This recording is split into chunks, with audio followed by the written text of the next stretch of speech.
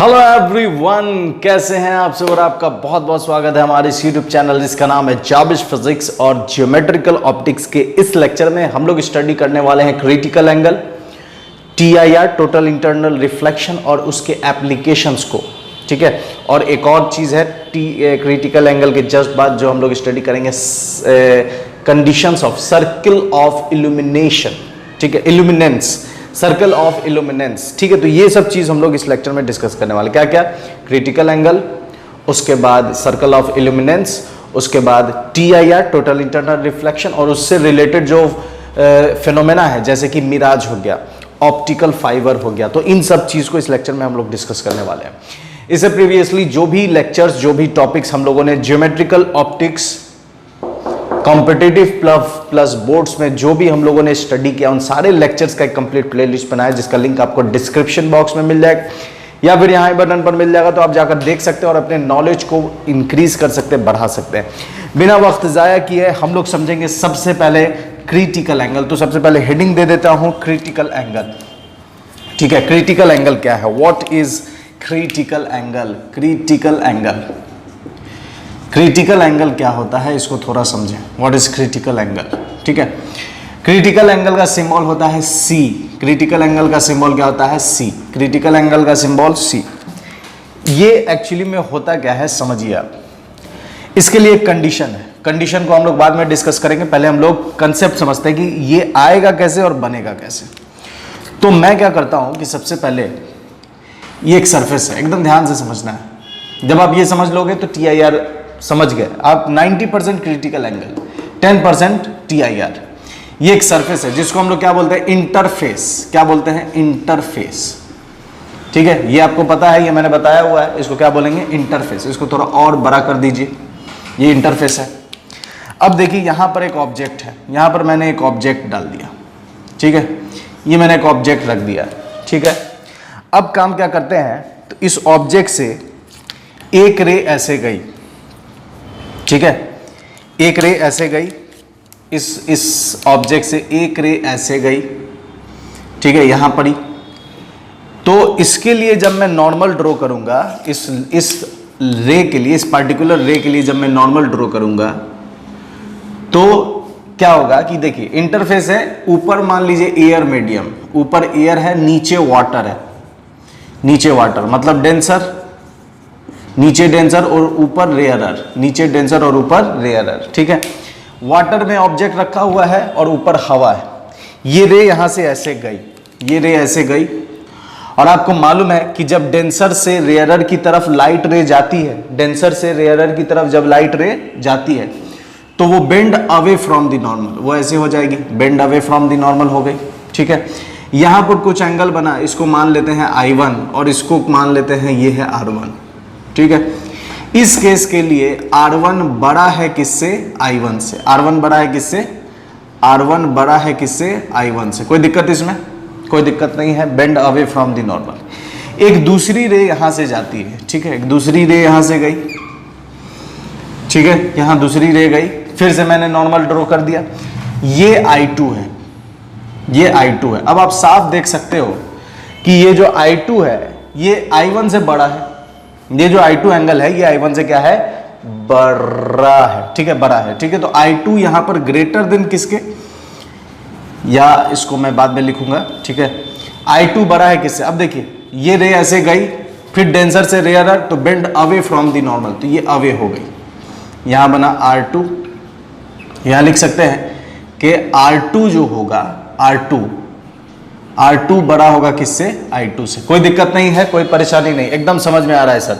Denser है, rarer है, bend away from the normal करती है। ये बेसिक कंसेप्ट हमको पता है, रिफ्रैक्शन में स्टार्टिंग में ही पढ़ा था कि जब डेंसर से रेयरर की तरफ लाइट रे जाएगी तो bend away from the normal होगी, और वही होती जा रही है क्योंकि I1 I2 इंक्रीज करता चला जा रहा है। अब तीसरा केस लेते हैं। ठीक है, तीसरे केस में देखिए। ठीक है, तीसरा केस हमने लिया, ये तीसरा केस हमने लिया। अब देखें ध्यान से, तो तीसरे केस में ये I3 और ये ऐसे ऐसे हो गई।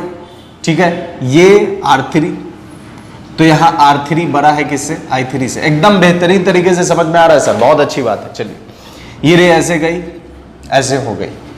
अब जो फाइनल है, अब जो मैं पहुंचाना चाह रहा हूं वहां आपको समझना है, ठीक है। ये इंटरफेस को मैंने और आगे कर दिया। अब देखें कि एक रे जो ऐसे गई, अब जैसे जैसे I1 यहां पर जो होता जा रहा है वो मैं बता रहा हूं। अभी मैं आखिरी रेज यहां से ले जा रहा हूं, ठीक है। ये यहां पहुंची, ठीक है।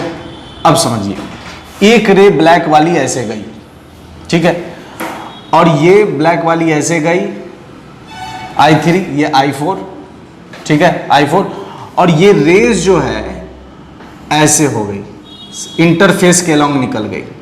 कितना डिग्री बनाकर? 90 डिग्री बनाकर।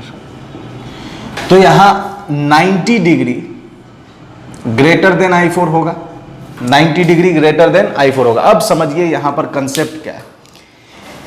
ये जो फर्स्ट रे है, ठीक है, ये इसको मान लेते हैं ये 1, ठीक है, ये 1 है, ये 2 है, ये 3 है और ये 4, 4 रे हमने भेजी।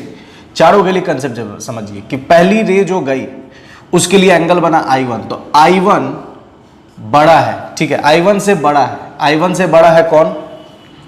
I2। I2 से बड़ा है कौन? I3। और I3 से बड़ा है कौन? I4।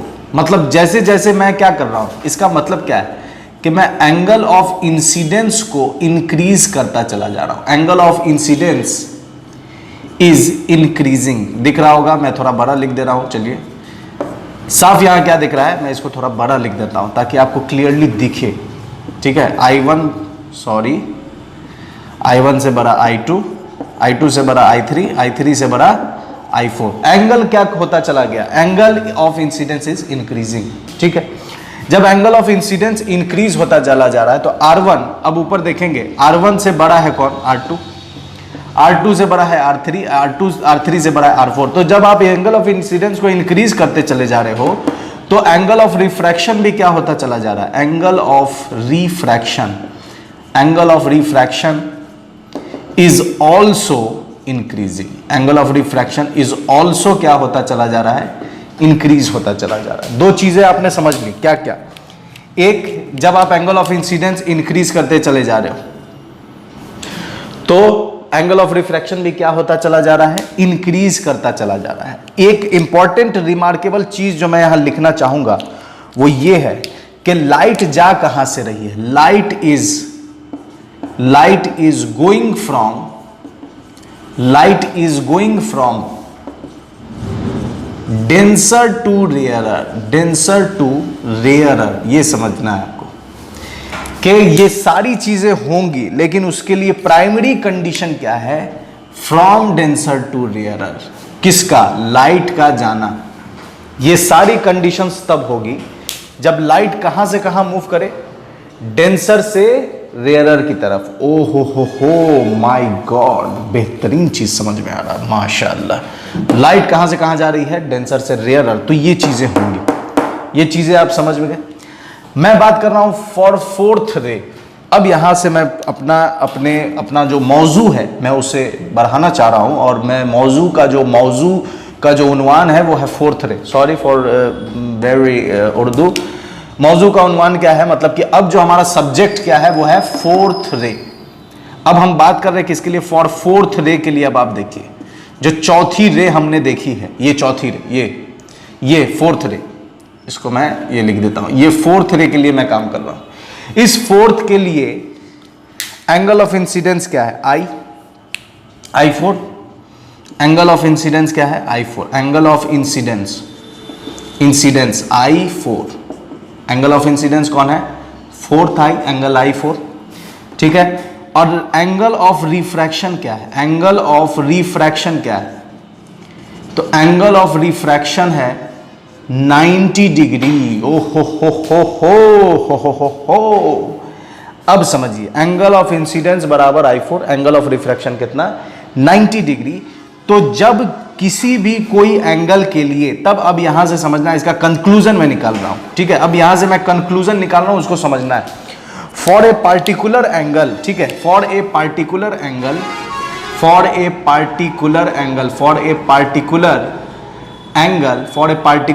Angle of incidence for a particular, कोई एक पार्टिकुलर एंगल ऑफ इंसिडेंस के लिए angle of refraction, angle of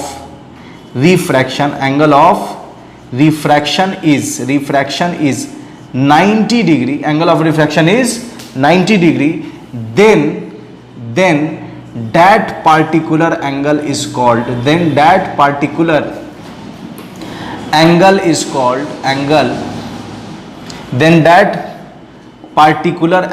is critical angle. हो, समझ गए सर, बेहतरीन तरीके से समझ गए कि क्रिटिकल एंगल किसको कहेंगे, वो एंगल जिसके लिए एंगल ऑफ रिफ्रैक्शन क्या हो, 90 डिग्री हो। एंगल ऑफ रिफ्रैक्शन क्या हो, 90 डिग्री हो, तो हम क्या कहेंगे, उसे क्रिटिकल एंगल कहेंगे। इसे घेरा मार देते हैं, क्रिटिकल एंगल। ठीक है, क्रिटिकल एंगल समझ में आ गया। वो क्रिटिकल एंगल किसे कहेंगे, उसे कहेंगे जिसके, ठीक है, जिसके एंगल ऑफ इंसिडेंस के लिए एंगल ऑफ रिफ्रैक्शन क्या हो जाए, 90 डिग्री हो जाए, तो उसको हम क्या कहेंगे, क्रिटिकल एंगल कहेंगे। एकदम कंसेप्ट समझ में आ गया सर। चलिए, अच्छी बात है, बेहतरीन तरीके से समझ में आनी भी चाहिए। ठीक है, ये रे ऐसे गई है तो मैं इसमें कंडीशंस आपको समझ में आ रहा है। क्रिटिकल एंगल का केस कब बनेगा, पहली बात, क्रिटिकल एंगल का केस कब बनेगा, जब लाइट जाए डेंसर से रेयरर, तभी बनेगा, ऐसे नहीं बनने वाला है। रेयरर से डेंसर की तरफ नहीं बनेगा। तो पहला कंक्लूजन हम यहां लिख सकते हैं क्रिटिकल एंगल के लिए। ठीक है, कंक्लूजन या फैक्टर्स करके लिख लेते हैं, फैक्टर्स। ठीक है, फैक्टर्स, पहला पॉइंट क्या है कि लाइट मस्ट हैव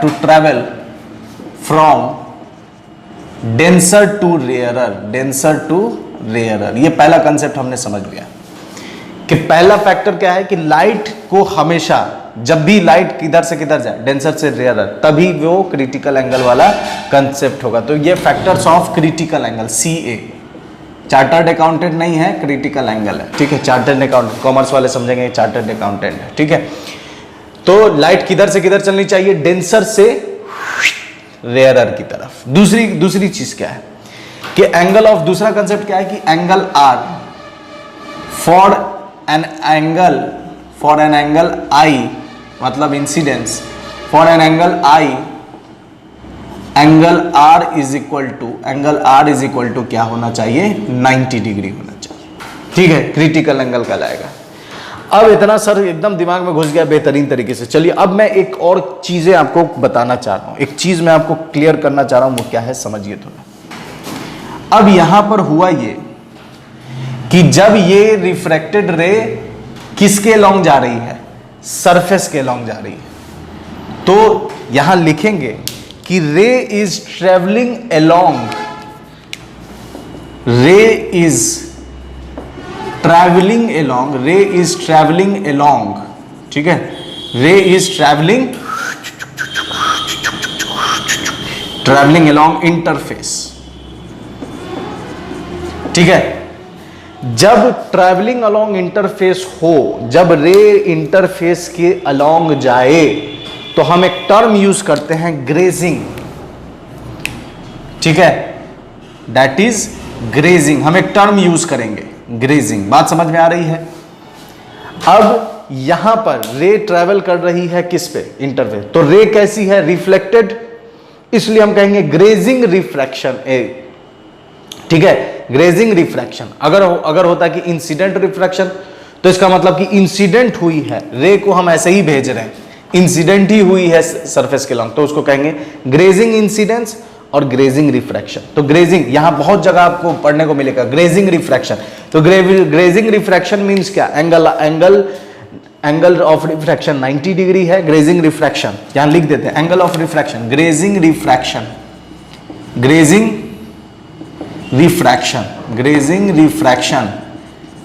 रिफ्रैक्शन का मतलब क्या, रिफ्रैक्शन मींस क्या कि एंगल R 90 के बराबर है, पहली बात कि एंगल R 90 के बराबर है, एंड रिफ्रैक्टेड रे, RR जगह कम है इसलिए शॉर्ट, रिफ्रैक्टेड रे is travelling along surface, travelling along interface, travelling along interface, travelling along interface, ये चीजें समझ में आ गई।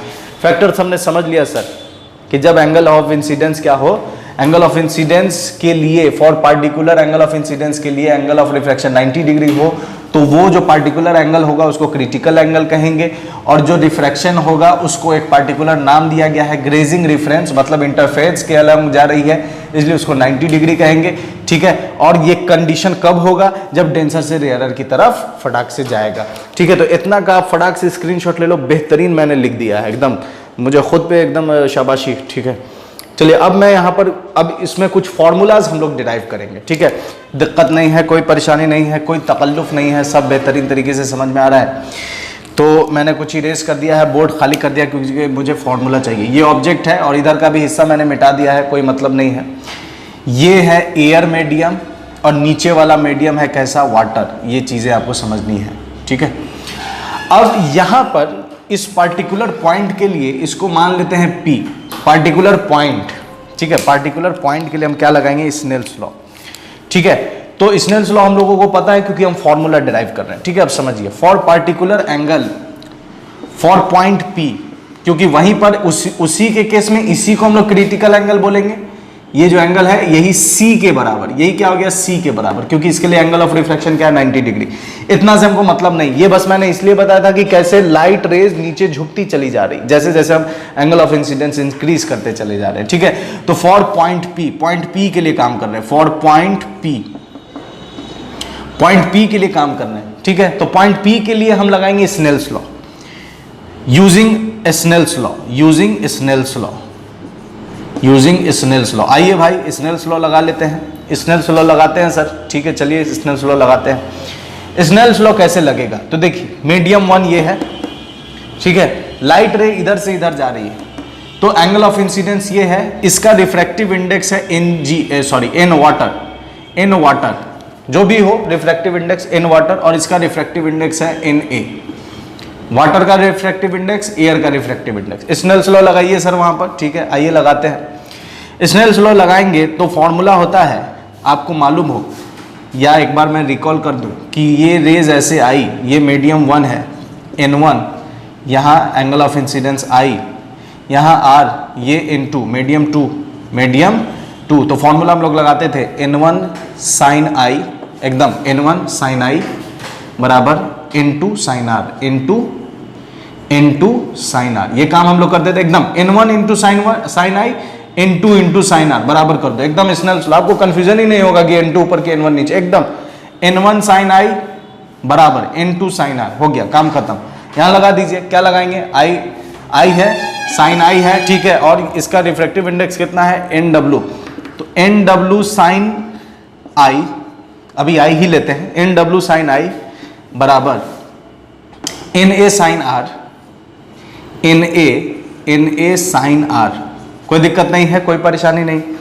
अब इसको sine I by sine R इधर कर दो,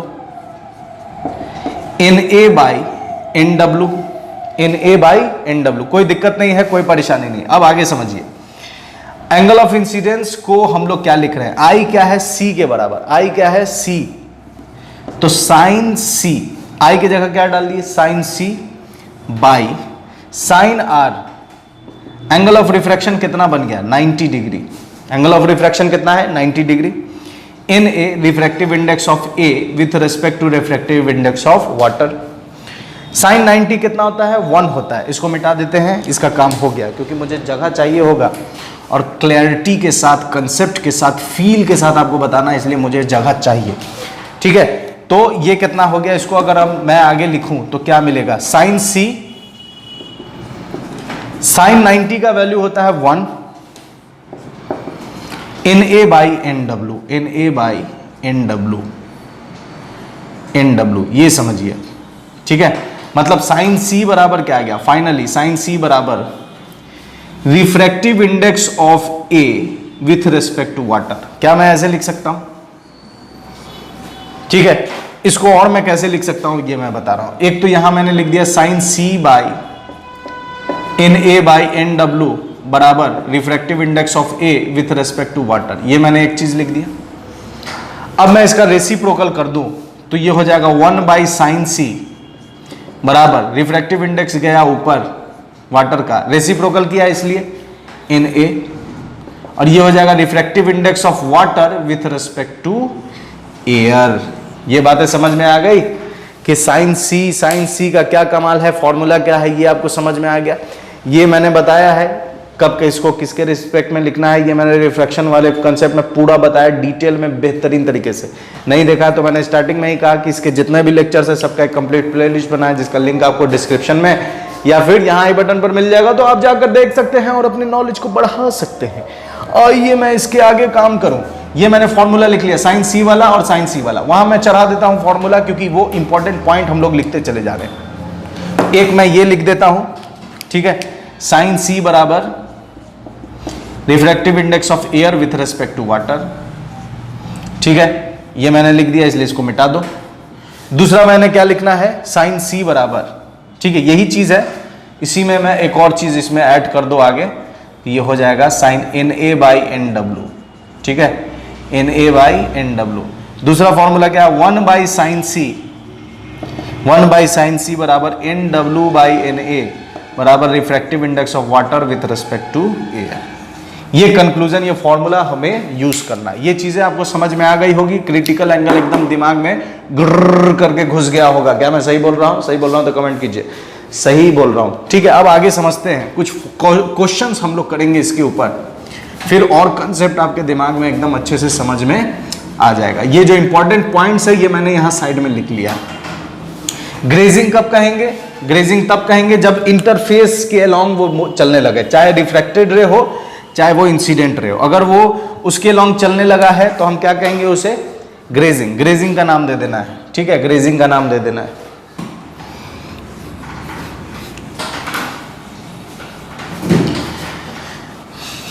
दिल दिया गल्ला है करांगे नाल नाल बैके मिला के दिल। अब देखिए इस पर क्वेश्चन करना है कुछ, उसके बाद एकदम समझ में आ जाएगा। करते हैं, हमारा पहला क्वेश्चन सॉल्व करते हैं, ठीक है। क्वेश्चन कह रहा है calculate the minimum angle of incidence. Minimum angle of incidence बताना है सो दैट रे ट्रैवलिंग फ्रॉम ग्लास, ग्लास में रे जा रही है, ग्लास से रे जा रही है, रिफ्रैक्टिव इंडेक्स है 3/2, टू वाटर में जाएगी और रिफ्रैक्टिव इंडेक्स कितना है 4/3, डज नॉट इमर्ज आउट, मतलब कि वो बाहर ना निकले, अंदर ही रह जाए। मतलब आपको बताना है क्रिटिकल एंगल कितना होगा। सिंपल कंसेप्ट यही है, क्योंकि जो मिनिमम एंगल होगा जिससे रे निकले नहीं, ये यहां चली जाए, क्योंकि अब जो इससे ज्यादा आप एंगल दोगे तो इस वाले एंगल के लिए ये नीचे निकल आएगी।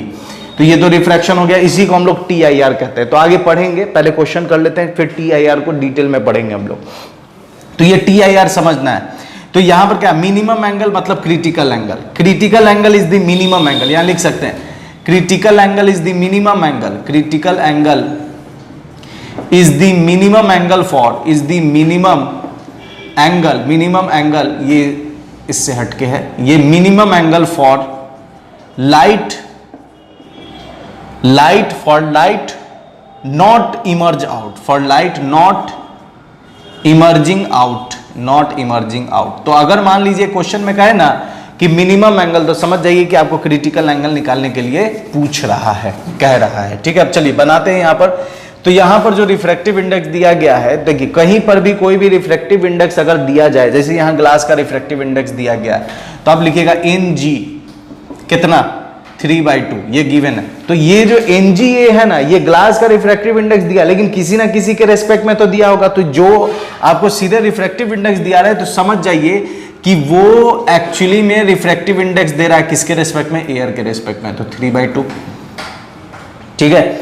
जिसका आप देखिए NG, तो इसको क्या लिख सकते हैं? NG बाई NA, मतलब रिफ्रैक्टिव इंडेक्स ऑफ ग्लास है एयर के रेस्पेक्ट में कितना? 3/2। दूसरी चीज क्या दे रहा है? वाटर का, तो वाटर के लिए लिख सकते हैं वाटर का रिफ्रैक्टिव इंडेक्स एयर के रिस्पेक्ट में कितना दे रहा है? 4/3। आपसे पूछ रहा है कि मिनिमम एंगल निकालना है, तो मिनिमम एंगल का फॉर्मूला आप लोगों को यहां मालूम है, साइन सी। फॉर्मूला लगा दीजिए, साइन सी बराबर क्या है? एयर और वाटर। तो यहां किस में से आ रहा है? किस में से आ रहा है, ग्लास में से आ रहा है, तो यहां डालेंगे Ng, और किस में जाएगा, वाटर में जाएगा, इसलिए नीचे डालेंगे वाटर। ठीक है, एक ग्लास से आ रहा है, वाटर में जा रहा है। एयर में, इसमें क्या था, एयर में जा रहा था, सॉरी एयर में जा रहा था। ठीक है, एयर में जा रहा था, इसलिए एयर का ऊपर होगा, तो किस में जा रहा था, वाटर में जा रहा था, तो वाटर में ऊपर होगा। और किस में से आ रहा था, वाटर में से आ रहा था, इसमें किस में से आ रहा है, ग्लास में से आ रहा है, तो ग्लास का।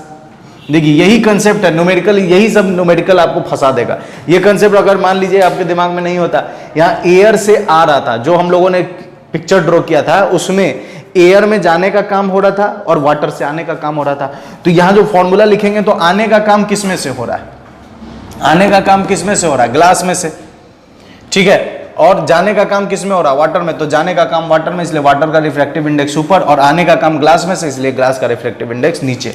अब देखिए, अब यहां इतना हो गया, अब साइन सी निकालना है, एकदम आसान है। साइन सी बराबर, दोनों तरफ हम क्या करेंगे, डिवाइड कर देंगे एयर से, ऊपर भी और नीचे भी। ठीक है, दोनों तरफ डिवाइड कर देंगे। तो सर इससे क्या फायदा होगा, तो इससे फायदा होगा, ऊपर आ जाएगा वाटर का एयर के रिस्पेक्ट में, डिवाइडेड बाय ग्लास का एयर के रिस्पेक्ट में। सर इससे क्या फायदा हुआ, तो NWA का भी यहां वैल्यू डाल दीजिए 4/3, और ग्लास और इसका डाल दीजिए यहां 3/2। 3 से 3 कट गया, 2 2 जब 4, तो साइन सी कितना आ गया, तो साइन सी आ जाएगा 2, मतलब कि C बराबर आ जाएगा साइन इनवर्स 2। ठीक है, तो ये चीजें समझ में आ गई, ये हमने क्रिटिकल एंगल निकाल लिया है। सॉरी एक मिस्टेक यहाँ हो गया है, ये समझने की बात थी, ये डिवाइड है ना, यहाँ मिस्टेक हो गया। ठीक है, देखिए ये मिस्टेक हो गया था, क्या मुझसे समझिए, मैंने इनटू कर दिया लेकिन रेसिप्रोकल नहीं किया। N/WA कितना है, 4/3, डिवाइड के कितना है, 3/2। आपको मालूम है कि जब आप रेसिप्रोकल करते हो, जब इनटू करते हो तो इधर रेसिप्रोकल हो जाता है, तो 2/3। तो साइन सी कितना आ गया, साइन सी आ गया आपका 8/9, कितना आ गया 8/9। तो C बराबर कितना हो जाएगा, साइन इनवर्स 8/9। ये लगभग 62 डिग्री के आसपास आएगा, अप्रोक्सीमेटली 62 डिग्री के आसपास आता है। ठीक है, तो ये समझ में आ गया आपको, ये कंसेप्ट समझ में आ गया कि कैसे क्रिटिकल एंगल के लिए कंसेप्ट आपको यूज करना है, ये मैंने बता दिया। ऊपर रिफ्रैक्टिव इंडेक्स किसका होगा, जिसमें लाइट रे जा रही है, नीचे रिफ्रैक्टिव इंडेक्स किसका होगा, जिसमें लाइट रे जिससे आ रही है। ठीक है, तो ये हम लोगों ने इस वाले क्वेश्चन को सॉल्व कर लिया है। अब बात करते हैं इस क्वेश्चन के लिए। ठीक है, तो इस क्वेश्चन को भी इजीली सॉल्व करेंगे, उसके लिए मुझे जगह चाहिए होगा, तो मैं पूरा इरेज कर देता हूं। ये सॉल्यूशन है इसका, अब हम लोग इसका सॉल्यूशन करेंगे, तो इसको मिटा देते हैं, जगह चाहिए मुझे, जगह। देखिए ये जो क्वेश्चन है, ये क्वेश्चन समझने से पहले मैं आपको एक छोटा सा कंसेप्ट समझाना चाहता हूँ। ठीक है, कंसेप्ट क्या है, जो मैंने आपको पहले बताया हुआ है वही चीज़ मैं बता रहा हूँ आपको, कि जैसे ये एयर है, ठीक है, इसका रिफ्रैक्टिव इंडेक्स N1 है, और ये वाटर है, इसका रिफ्रैक्टिव इंडेक्स मान लेते हैं N2 है। ठीक है, N2, ठीक है, N2, ठीक है। और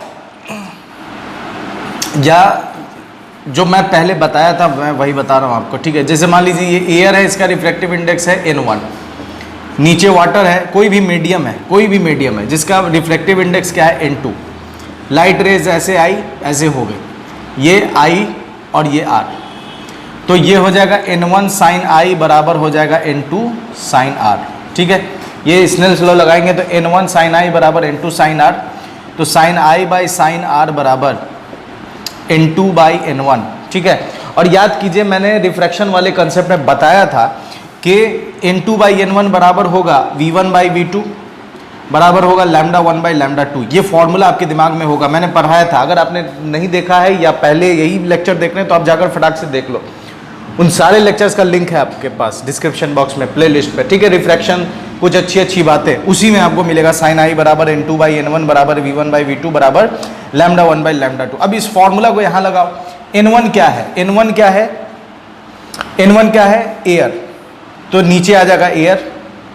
N2 कोई भी मीडियम है। ठीक है, अब यहाँ हम लोगों ने पढ़ा है क्रिटिकल एंगल। तो क्रिटिकल एंगल जो पढ़े उसमें ऊपर एयर है, नीचे वाटर है। ठीक है, ऊपर एयर है, नीचे वाटर है। अब रे ऐसे जा रही है, ऐसे हो गई।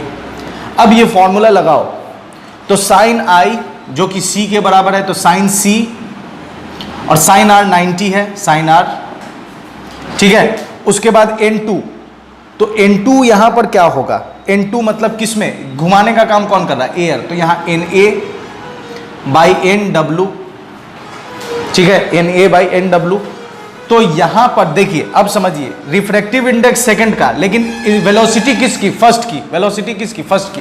तो रिफ्रैक्टिव इंडेक्स एयर का, तो वेलोसिटी किसकी, वाटर की, तो vw, एयर के रिफ्रैक्ट वेलोसिटी को c, और लैम्डा हो जाएगा, तो लैम्डा वाला, लैम्डा किसका आएगा, वाटर का, और लैम्डा नीचे किसका आएगा, c का।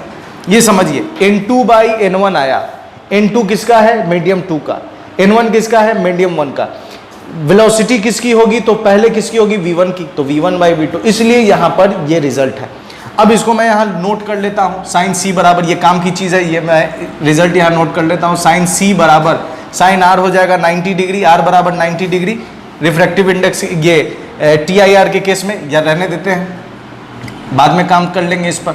na बाई एन डब्ल्यू बराबर vw बाई vc बराबर lambda in water by lambda in air, c नहीं, या इसको डायरेक्ट c कर दो और इसको एयर लिख दो, ठीक है। ये रिजल्ट हम लोगों ने, जहां i किसके बराबर है, c के बराबर, और r किसके बराबर है, 90 के बराबर, ये कंसेप्ट हम लोगों ने समझ लिया है। तो अब यहां पर ये कंसेप्ट बताया हुआ चीज है, मैंने आपको पहले ही बताया है रिफ्रैक्शन में, उसको मैंने बस रिकॉल किया। तो जब ये कंसेप्ट आपके दिमाग में आ गया है, तो अब आप क्या कर सकते हो, अब आप ये क्वेश्चन सॉल्व कर सकते हो। तो क्वेश्चन क्या है, देखिए question, value of light in liquid, light में वेलोसिटी कितनी दी गई है, लिक्विड में 1.5 into 10 to the power 8 meter per second.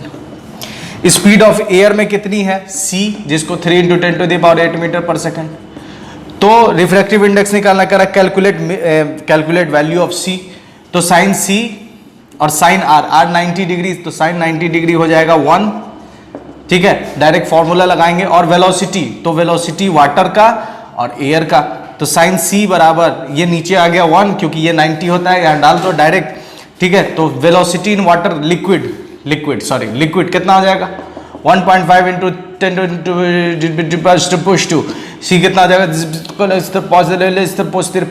काट दो, 3 से ये कट गया, 1/2 साइन c बराबर। तो साइन c कितना का वैल्यू 1/2 होता है, नहीं मालूम सर, 1/2 किसका होता है, नहीं पता, 1/√2 जरूर होता है, ठीक है। तो साइन c बराबर 1/2, तो c बराबर आ गया साइन इनवर्स 1/2, ये c निकल कर आ गया। तो ये फॉर्मूला आपके दिमाग में फटाक से बन गया, कोई परेशानी नहीं, कोई दिक्कत नहीं है, एकदम फटाक से देख लीजिए। अब हम लोग सॉल्व करेंगे क्वेश्चन नंबर, ये काम कर रहे हैं, ये क्वेश्चन नंबर 3 है जिसको हम लोग सॉल्व करने वाले हैं। तो क्वेश्चन नंबर 3 क्या कह रहा है कि one face of A prism of refractive index. तो सबसे पहले प्रिज्म बना लेते हैं, ठीक है। हमने सबसे पहले एक प्रिज्म बना लिया, ठीक है, एक प्रिज्म हमने बना लिया। अब इस प्रिज्म में क्या कर रहा है कि एंगल कितना है, 75 डिग्री, मतलब एंगल ऑफ प्रिज्म में कितना है, 75 डिग्री, ये एंगल ऑफ प्रिज्म। प्रिज्म का कंसेप्ट जब हम लोग समझेंगे तो उसको डिटेल में समझेंगे हम लोग, अभी बस यहाँ क्वेश्चन बताया जा रहा है तो उसके अकॉर्डिंग फिगर बना रहे हैं। ये प्रिज्म है 75 डिग्री, और इधर वाला हिस्सा, ये पूरा हिस्सा एक लिक्विड से भरा हुआ है, ये पूरा हिस्सा एक लिक्विड से भरा हुआ है, और इस लिक्विड का रिफ्रैक्टिव इंडेक्स कितना है, 3। ये पूरा एक लिक्विड से भरा हुआ है, ठीक है, लिक्विड से भरा हुआ है, लिक्विड है इसमें पूरा। रिफ्रैक्टिव इंडेक्स कितना है इसका, इस लिक्विड का रिफ्रैक्टिव इंडेक्स है 3√2/4, इसका रिफ्रैक्टिव इंडेक्स कितना है, 3√2/4। कहता है what should be the angle of incidence of light, मतलब आप एक रे यहाँ से भेज रहे हैं, एक लाइट यहाँ से भेज रहे हैं, ठीक है, एक रे यहाँ से भेज रहे हैं, ठीक है, इंसिडेंट रे, ये नॉर्मल, ये एंगल ऑफ इंसिडेंस। तो आपसे यही पूछ रहा है कि आई का एंगल क्या होगा, ठीक है, what should be the angle of incidence of light on clear face. ये लिक्विड वाला फेस हो गया, ये जो है आपका, ये क्या है, लिक्विड फेस, ये जो है लिक्विड फेस है, ठीक है, लिक्विड फेस, और ये वाला जो हिस्सा है ये क्या है, क्लियर फेस, ठीक है, ये क्या है, क्लियर फेस। कहता है कि what should be the angle of incidence of light on clear face of prism for which light is just totally reflected at the liquid covered face. मतलब जब लाइट रे यहां से यहां ऐसे आए, ठीक है, तो यहां जब हम नॉर्मल ड्रॉ करेंगे तो ये लाइट रे बस ऐसे निकल जाए, ऐसे, ठीक है, बस रिफ्लेक्ट हो जाए। मतलब कि यहां पर एंगल ऑफ रिफ्लेक्शन कितना है, 90 डिग्री। अब यहां पर कुछ हम लोग नेमिंग करेंगे, ठीक है। क्वेश्चन आप समझ गया कि इसके लिए पूछ रहा है ये कितना रखेंगे जिससे रे यहां से जाए, जिस पर मतलब जितना भी आई कितना होगा जिससे रे ऐसे जाए, ऐसे डेविएट हो, डेविएट होने के बाद जब सेकंड सरफेस से निकले तो वो 90 डिग्री बनाकर निकले, मतलब एंगल ऑफ इंसिडेंस कितना हो, 90 डिग्री हो। अब थोड़ा समझिए कि इसको हम लोग आगे जब हम लोग इसको बढ़ाएंगे तो ये 90, इसको इधर मिला दीजिए, इसको इधर मिला दीजिए, ठीक है। अब जब इसको मिला देंगे तो देखिए क्या है, अब बात आपको समझनी है कि ये एंगल ऑफ इंसिडेंस है, तो ये एंगल ऑफ रिफ्रैक्शन जिसको हम लोग R1 बोल रहे हैं, और ये दूसरा एंगल ऑफ इंसिडेंस है जिसको हम लोग R2 बोल रहे हैं, ठीक है, ठीक है, R2। तो सबसे पहले हम लोग R2 के लिए काम करते हैं। R2 के लिए अगर हम काम करें तो R2 डायरेक्ट बोल रहा है कि ये 90 डिग्री, ये 90 डिग्री हो। क्वेश्चन ये कह रहा है कि just totally reflected, totally reflect हो जाए at the liquid covered face, मतलब अंदर नहीं जाए, रिफ्लेक्ट हो जाए, ठीक है। कितना पर, तो 90 डिग्री पर, इसका मतलब R2 कितना है, C है। तो फ्रॉम सॉल्यूशन हम लोग कर रहे हैं, solution given from questions, sorry एक ही क्वेश्चन है, फ्रॉम क्वेश्चन, क्वेश्चन से अकॉर्डिंग टू क्वेश्चन या फ्रॉम क्वेश्चन, एंगल ये R2 किसके बराबर है, C के बराबर है। R2 किसके बराबर है, C के बराबर, ठीक है। तो हमें C की वैल्यू निकालनी होगी, R2 बराबर C है तो हमें C की वैल्यू निकालनी होगी। तो साइन C बराबर, फॉर्मूला क्या है, NA by NW, NA by NW, ठीक है, NA बाई NW। NA क्या था, याद कीजिए, NA क्या था, NA वो था जिसमें रे जा रही थी, और NW क्या था, जिससे रे जा रही थी, जिसमें और जिससे। तो NA था जिसमें, तो यहां किस में जा रही है, इस लिक्विड वाले में, तो यहां NA के बजाय हम लिक्विड डाल देंगे। और किस में से जा रही है, प्रिज्म से जा रही है, ग्लास से जा रही है, इसलिए प्रिज्म डाल देंगे। तो NL कितना है, रिफ्रैक्टिव इंडेक्स इसका कितना है लिक्विड का, 3√2, 3√2/4 डिवाइडेड बाय या 1 अपॉन NP। NP क्या है, प्रिज्म, प्रिज्म का रिफ्रैक्टिव इंडेक्स कितना दिया गया है, 1.5, ठीक है। बेहतर है कि 1.5 जो है ये एक्चुअली में 3/2 होता है, तो इसको हम 3/2 कर देते हैं। तो 3 नीचे 2 ऊपर, 1.5 को 3/2, तो ये नीचे 3 से 3 कट गया, 2 से 2 कट गया, तो कितना आ गया, 1/√2। साइन C कितना निकल कर आ गया, 1/√2। 1/√2 कितना का फॉर्म ये होता है, तो साइन 45 डिग्री, तो साइन 45 डिग्री, साइन से साइन कट गया, C बराबर कितना आ गया, 45 डिग्री, मतलब R2 बराबर कितना आ गया, 45 डिग्री, ठीक है। R2 कितना आ गया है, 45 डिग्री। R2 हम लोगों ने निकाल लिया भाई 45 डिग्री, R2 45 डिग्री निकल गया। R2 कितना आ गया है, ये कितना निकल कर आ गया है, 45 डिग्री, कोई दिक्कत नहीं। अब हमें I के लिए काम करना है, तो हमें जरूरी है कि R1 मालूम हो। R1 के लिए क्या काम करेंगे, अब थोड़ा फिगर पे ध्यान दीजिए, थोड़ा ज्योमेट्री है, पूरा ज्योमेट्री है। अब समझिए, ये आपको मालूम है कि ये 90 होता है, ये 90 होता है, ये आपको मालूम है, ठीक है, ये 90 होता है आपको मालूम है, ये भी 90 होता है आपको मालूम है। तो देखिए ये एक क्वाड्रिलेटरल मिल रहा है आपको, कुछ ऐसा अगर मैं फिगर यहां ड्रॉ करूं, ऐसा ऐसा ऐसा ऐसा, ये 75, ठीक है, ये 90 और यहां कुछ भी हो सकता है। तो ये अगर आप देखो ध्यान से, या अगर ध्यान से देखो तो ये कितना होगा, ये एंगल कितना होगा, तो ये 90, एक क्वाड्रिलेटरल में 360 होता है, एक क्वाड्रिलेटरल में 360 होता है, तो ये 90 तो डालो यहाँ 75 प्लस 90 प्लस 90 प्लस, और इसको मान लो x, तो x बराबर 360, तो 90 180 से 360 चला गया 180, तो 75 प्लस x बराबर कितना आ गया, 180। 75 प्लस x कितना आ गया, 180, ठीक है, 180 आ गया, ठीक है, 180 आ गया है। अब समझिए यहां पर 75 प्लस x कितना आ गया, 180। अब इस ट्रायंगल में देखिए, ये एक ट्रायंगल है और ये मैंने x माना है। इस ट्रायंगल में देखिए तो R1 plus R2 plus x होगा, तो R1 plus R2 plus x कितना हो जाएगा, 180। R1 plus R2 plus x कितना हो जाएगा, 180।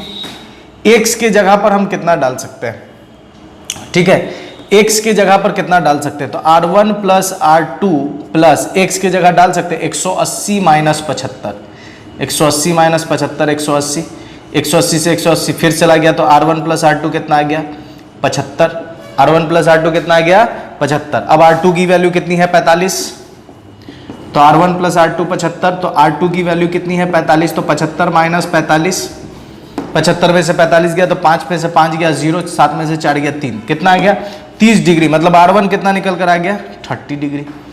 तो R1 हम लोगों ने 30 डिग्री निकाल लिया। अब जब हम लोगों ने R1 निकाल लिया तो अब यहाँ पर स्नेल्स लॉ लगाइए, स्नेल्स लॉ लगा देना है, काम बन जाएगा। स्नेल्स लॉ लगाएंगे, ठीक है, स्नेल्स लॉ लगाते हैं इस वाले पर। अब देखिए स्नेल्स लॉ लगाना है यहाँ पर, तो क्या हो जाएगा साइन आई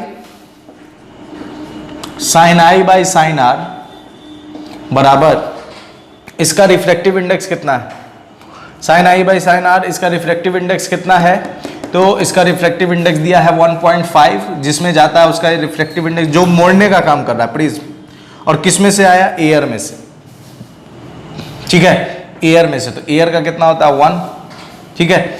अब देखिए हाँ साइन और साइन R1 इस सरफेस के लिए ना काम कर रहे हैं, तो साइन R1 1.5 बाई 1, तो साइन I बराबर R1 कितना है 30 डिग्री, R1 कितना है 30 डिग्री, तो साइन R1 तो 1.5 इंटू साइन 30 डिग्री, तो साइन 30 डिग्री कितना होता है 1.5 इंटू साइन 30 डिग्री कितना होता है 1/2, ठीक है, साइन 30 डिग्री कितना होगा 1/2, तो ये कट गया, कितना आ गया I बराबर आ गया साइन इनवर्स 1.5/2, ये इसका फॉर्मूला, ये इसका रिजल्ट आ गया, I बराबर साइन इनवर्स 1.5/2। तो ये हम लोगों ने क्रिटिकल एंगल पर 3 क्वेश्चंस सॉल्व कर लिए, ठीक है।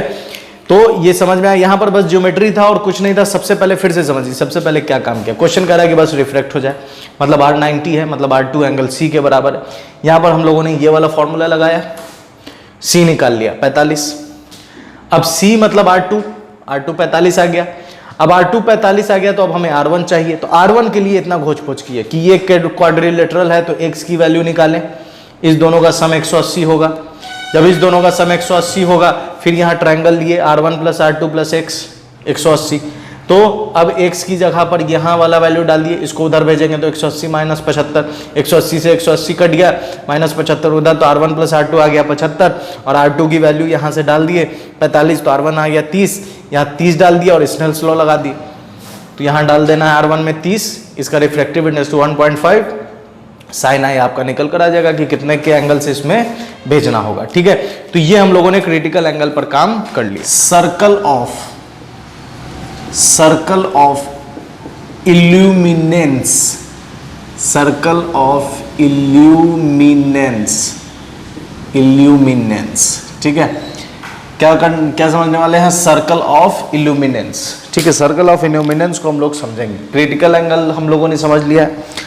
सर्कल ऑफ इल्यूमिनेंस समझने से पहले मैं इस फॉर्मूला को थोड़ा और इंफॉर्मेटिव बनाना चाहता हूं, ताकि जरूरी थोड़ी कि हर जगह एयर और वाटर ही हो, इसलिए मैं थोड़ा इंफॉर्मेटिव बनाने के लिए इसको फिर से मैं एक बार बता रहा हूं, आपको समझने की बात है।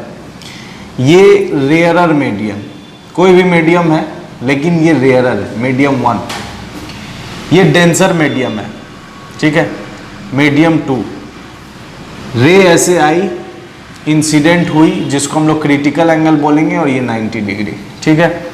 स्नेल्स लॉ लगाना है, इसका रिफ्रैक्टिव इंडेक्स n1 है, इसका रिफ्रैक्टिव इंडेक्स n2 है। स्नेल्स लॉ लगाइए,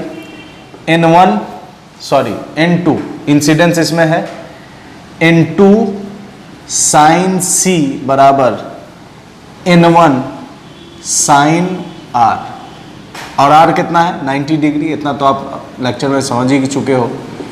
n2 साइन c बराबर n1, साइन 91 होता है, तो साइन c बराबर n1 बाई n2, एक ये फॉर्मूला आ गया, ठीक है।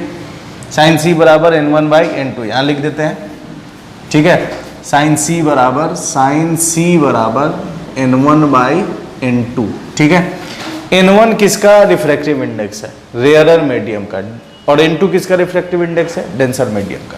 तो इसको ऐसे भी लिख सकते हैं, साइन c बराबर इन रेयरर बाई एन डेंसर, ठीक है। एन किसका है? डेंसर का, ठीक है। तो ये फॉर्मूला थोड़ा और इंफॉर्मेटिव हो गया कि अब आपको मीडियम 1 और मीडियम 2 दिया रहेगा। मीडियम 1 और मीडियम 2 तो अब आप समझ जाओगे कि कौन रेयरर है कौन डेंसर है, उसके अकॉर्डिंग आप साइन का फॉर्मूला लगा सकते हो। इससे इंफॉर्मेटिव बनाया ताकि हर जगह एयर और वाटर तो देगा नहीं, इस वजह से मैंने इसको थोड़ा इंफॉर्मेटिव बना दिया है कि मीडियम के अकॉर्डिंग आप काम करो। इसको और अगर हम लिख सकते हैं तो N1 उसका है जिसमें रे जा रही है, तो N1 हमेशा उसी का होगा, क्योंकि ये तभी होगा, क्रिटिकल एंगल का क्या लिखवाया था, ये तभी होगा जब लाइट ट्रेवल करे डेंसर से किधर, डेंसर से किधर, रेयरर की तरफ। तो लाइट ऑलवेज ट्रेवल करेगी डेंसर से रेयरर की तरफ, तभी क्रिटिकल एंगल वाला कंसेप्ट बात समझ में आ रहा है। चलिए अब देखिए, बिना वक्त जाया किए, सर्कल ऑफ इल्यूमिनेंस क्या है? सर्कल ऑफ इल्यूमिनेंस बोले तो चंपा नहीं, चंपा नहीं, देखिए चंपा उम्पा नहीं। देखिए बात यहाँ ये है कि जैसे मैंने एक कंटेनर ले लिया, मैंने क्या कर लिया, एक कंटेनर ले लिया, ठीक है। इस कंटेनर में पानी भरा है, क्या भरा है? वाटर भरा हुआ है, और इस कंटेनर के अंदर, ठीक है, यहां पर मैंने एक बल्ब लगा दिया, ठीक है, यहां पर मैंने एक बल्ब लगा दिया है रेड कलर की, ठीक है, एक रेड कलर की बल्ब मैंने यहां लगा दी और इससे रोशनी निकल रही है, ठीक है, रोशनी निकल रही है इससे। अब देखिए होगा क्या, आप समझिए, जब इससे रोशनी निकल रही है तो एक रेज सीधे जाएगी, सीधे गई, आंखों पे पड़ी, यहां आंख पर पड़ेगी, आंख को नहीं बनाते हैं, ठीक है, आंख पर पड़ी, दिखी। अब देखिए होगा क्या, अब समझिए बात, ये पानी भरा हुआ है, ठीक है, तो पानी भरा हुआ है, तो ये है डेंसर, ऊपर है हवा, एयर, तो रेयरर हो गया, रेयरर मीडियम, नीचे डेंसर मीडियम, वाटर है, ठीक है। अब वाटर है, रेयरर है, ये डेंसर और ऊपर रेयरर है, तो अब देखिए डेंसर से रेयरर जा रही है तो क्रिटिकल एंगल वाला कंसेप्ट सामने आएगा। तो होगा ये कि इससे बहुत सारी रेज जाएगी, बहुत सारी रेज, बहुत सारी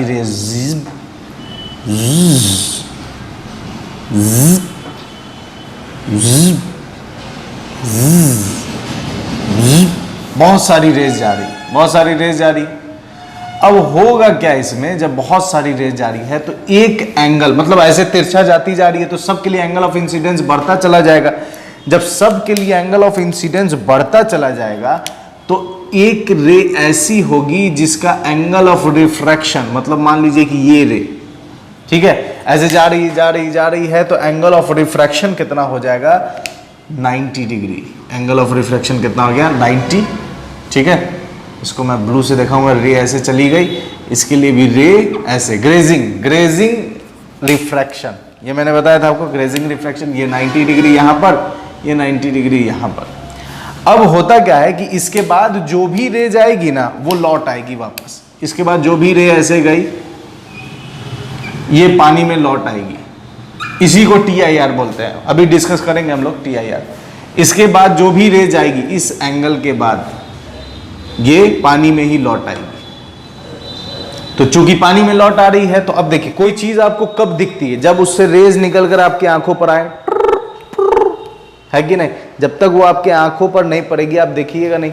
अब यहां से देखिए ये रेज आई, आपकी आंखों पर पड़ी, यहां अगर मैं बड़ी सी आंख बना दूं, तो बड़ी सी अगर मैं आंख बना दूं तो मैं कुछ ऐसा बनाऊंगा, ठीक है, ये मैंने बड़ी सी आंख बना दी।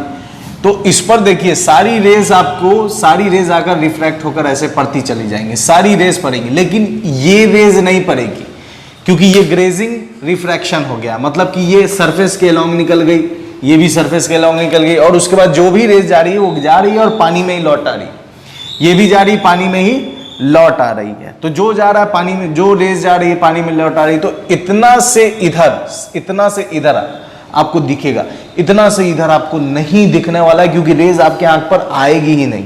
तो एक आपको सर्कल बनता हुआ नजर आएगा, मैं वो सर्कल बना दूं, ठीक है, ये सेंटर लेकर और ये इतना रेडियस लेकर, जिसको हम लोग आर बोल रहे हैं, ये इतना रेडियस लेकर एक आपको सर्कल बनता हुआ नजर आएगा इस पानी के ऊपर, इस पानी के ऊपर। बात समझ रही? ये सर्कल बनता हुआ नजर आएगा, पूरी रोशनी मिलेगी आपको इसमें, पूरी रोशनी। अब समझना है, तो इसी को हम लोग, ये जो सर्कल बना ना, इसी को बोलते हैं सर्कल ऑफ इल्यूमिनेंस। ऐसा होगा क्या कि अगर आप रियल में ऐसा काम करोगे तो इस सर्कल जितना अगर आप कोई कैप ले लो, कोई कवर ले लो और ढक दो, तो आपको इसमें से कोई रोशनी नहीं दिखेगी। क्यों नहीं दिखेगी? कि जो रोशनी आपको बाहर निकलती हुई नजर आ रही थी, आपने उसको क्या किया? ढक दिया। तो जो रोशनी बाहर निकलती हुई नजर आ रही थी, आपने उसको ढक दिया, उसके बाद कोई भी रोशनी बाहर नहीं आ रही, सब अंदर ही है, तो आपको दिखेगा ही नहीं। तो ये जो बल्ब जलाने पर ये जो हमें सर्कल दिख रहा है, इसी को हम लोग क्या बोलेंगे? Circle of illuminance. इसमें पूछा क्या जाता है? Area of circle. इसका क्या पूछा जाता है? Area of circle. तो हम लोग किसके लिए काम करेंगे? यहाँ जो सर्कल मिला है, ये जो सर्कल है, इस सर्कल के एरिया के लिए काम करेंगे। तो एरिया ऑफ सर्कल, इसका हमें सर्कल मालूम करना है। तो हमें रेडियस मालूम होना चाहिए, पाई आर स्क्वायर। तो हम रेडियस के लिए अब काम कर रहे हैं। किसके लिए काम कर रहे हैं? रेडियस के लिए निकालेंगे। तो उसके लिए मैं यहाँ एक सिंपल फिगर बना रहा हूँ, ठीक है, ताकि आपके दिमाग में कंसेप्ट आ जाए कि एक्चुअली में यहाँ पर काम हो क्या रहा है। ठीक है, जैसे देख लीजिए, ये एक टब है, इस टब के पास गहराई होगी, यहाँ पे मैं सर्कल बना देता हूँ।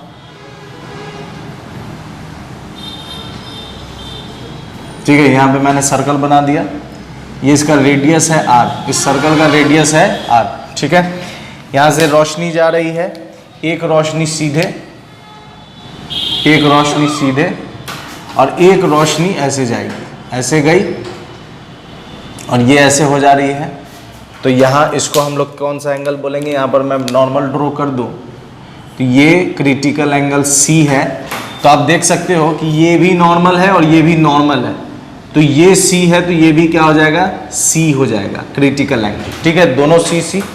अब समझिए बात कि ये जो बकेट हमने लिया है, इस बकेट के पास कुछ ना कुछ गहराई होगी।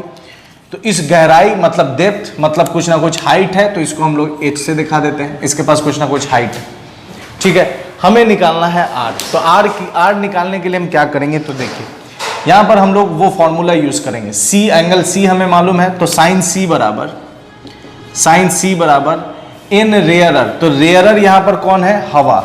हवा का रिफ्रैक्टिव इंडेक्स 1 और इन डेंसर यहाँ पर कौन है? वाटर, तो इन 2। ठीक है, तो साइन सी। अब देखिए, साइन थीटा बराबर क्या होता है? P by H. Sine theta बराबर क्या होता है? Perpendicular by hypotenuse. तो P की वैल्यू कितनी हो गई? P बराबर है, हो गया 1, H बराबर हो गया कितना? N2। तो बेस अगर हम लोग निकाले पाइथागोरस लगा करके, तो बेस का फॉर्मूला क्या हो जाएगा? Root under H square minus P square, base का फॉर्मूला। तो बेस बराबर कितना हो जाएगा? रूट अंडर एच डाल दो, इन 2 का स्क्वायर माइनस पी डाल दो, 1 का स्क्वायर। तो कितना आ गया? इन 2 स्क्वायर माइनस 1, बेस निकल कर आ गया। ठीक है, हमें निकालना है आर। ठीक है, हमें क्या निकालना है? आर। तो आर निकालने के लिए देखिए, आर सी हमें मालूम चल गया, बेस हमें मालूम चल गया। तो tan अगर हम लगाएं इस ट्रायंगल में, अगर हम लगाते हैं tan c, तो tan c हो जाएगा परपेंडिकुलर r। ठीक है, परपेंडिकुलर r बाई, ठीक है, परपेंडिकुलर r बाई बेस क्या हो जाएगा? h। ठीक है, क्या हो जाएगा? r upon h। हमें चाहिए r, तो r हमें चाहिए, तो r बराबर क्या हो जाएगा? h tan c। ठीक है, क्या चाहिए हमें? एच। आर बराबर हो जाएगा एच tan c। ये एक फॉर्मूला आ गया। आर बराबर कितना आ गया? H tan c। एच क्या है? डेप्थ ऑफ द फॉर्मूला, मतलब sorry, depth of the bucket, मतलब पानी कितना गहरा है, ये बकेट का हाइट क्या है, बकेट की हाइट क्या है। और tan c मतलब जो भी एंगल ऑफ क्रिटिकल एंगल होगा, उसका हम लोग टेंजेंट ले लेंगे। तो इस तरह से हम निकाल सकते हैं। दूसरा काम हम क्या कर सकते हैं? इसी को अगर आगे बढ़ाया जाए, तो इसी को अगर मैं आगे बढ़ाता हूं, तो r बराबर h और tan c होता है परपेंडिकुलर बाई बेस। ठीक है, तो r बराबर h परपेंडिकुलर इस थीटा के लिए परपेंडिकुलर क्या हो जाएगा?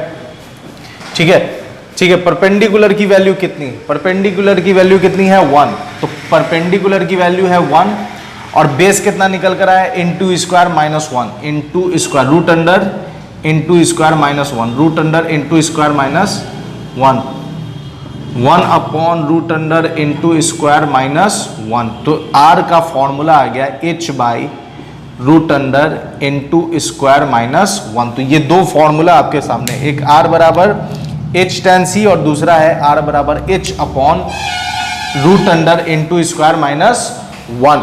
यहां पर डिपेंड करेगा h, मतलब कि सर्कल ऑफ इल्यूमिनेंस किस पर डिपेंड करेगा, h पर डिपेंड करेगा और डेंसर के रिफ्रैक्टिव इंडेक्स पर डिपेंड करेगा। ठीक है, तो ये दो फॉर्मूला हम लोगों ने निकाल लिया है। सर्कल ऑफ इल्यूमिनेंस यही है। अब समझना है कि इसके ऊपर एक क्वेश्चन है एनसीईआरटी का। एनसीईआरटी का क्वेश्चन नंबर कितना इस पर सॉल्व होगा, देखिए इसमें आपको एनसीईआरटी एक्सरसाइज,